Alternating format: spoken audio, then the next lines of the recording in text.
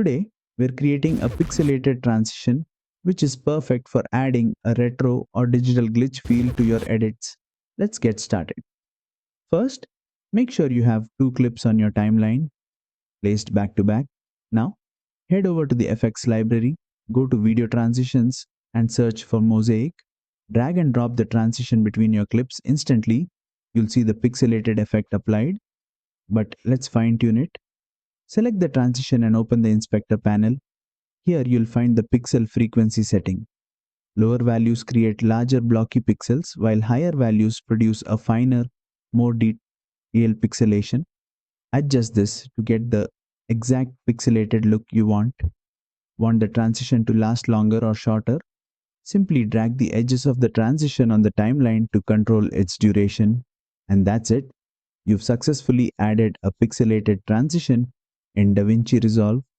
If this tutorial helped, drop a like, subscribe, and stay tuned for more quick editing tricks.